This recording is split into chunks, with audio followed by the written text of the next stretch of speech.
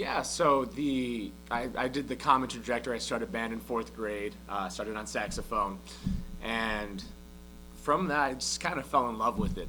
It was nothing too exciting. Then I got to eighth grade, and Mr. Henning, PJ Henning, was the director at Rice at the time, and he invited me to play with the Rice Lawrence Peace Macaulay competitive marching band in eighth grade, and that kind of just fueled my fire even more. I kept on with saxophone, and then when I got into high school, so I got to Rice in 2011, and Dan Briggs was the director then, and he was the most passionate, outgoing, enthusiastic, caring. You can put all the adjectives on that, and his love and his passion 100% ignited that fire in me, and I really, from that moment, made me a lifelong lover of music.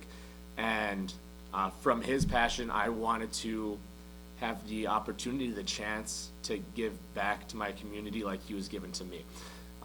So I know I'm probably getting ahead of myself, but Dan Briggs is a huge reason, and PJ Henning and all my mentors, Al Rendak, who also taught here right before me, big reasons to why I also went to study music in college. And just giving me the tools to succeed in music have really set me up for success on my journey. So I always had an inkling. I mean, seventh grade I was going to be a pro magician. No one could tell me otherwise. Eighth grade I was going to be a lawyer because we all want money.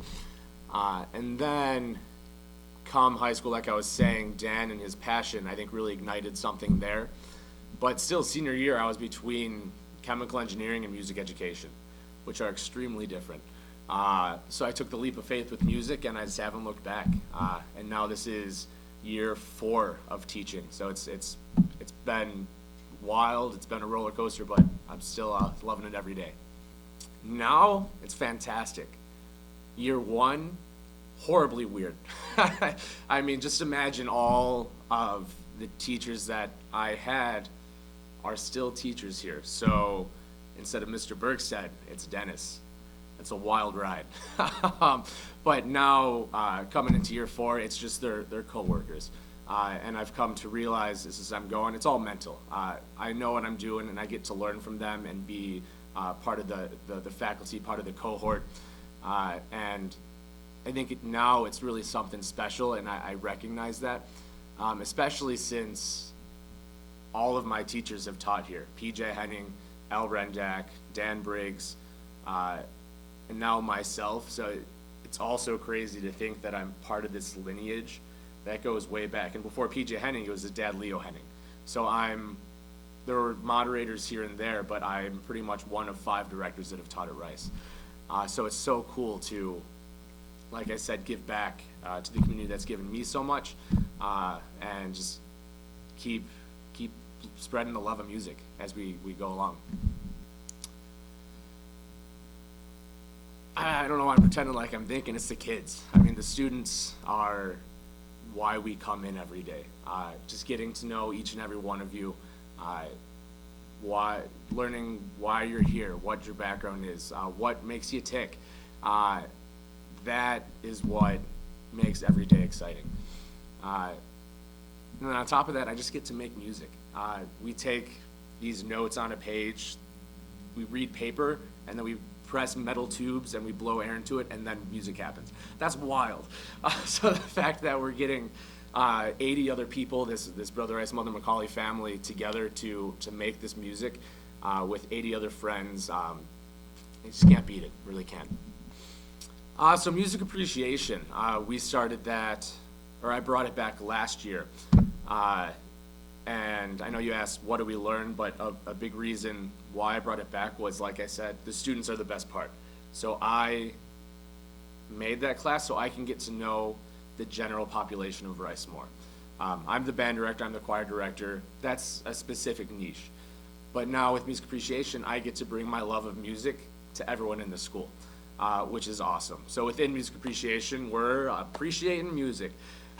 So I start the year with, what music do you all like? And we just kind of go backwards. And then we start to learn, where did Kendrick get his influences from? and then who influenced that person, and then we just kind of keep boiling it back, learning about rock and roll, funk, rap, pretty much everything. Then we get into film music, because if you ever watch like a scene from Star Wars without the music, talk about awkward. Like that is the epitome of awkward. So just getting that film music, go through all of that. We go through theater.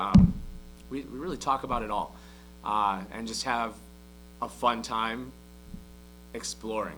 And I tell my kiddos, if you don't like something, great.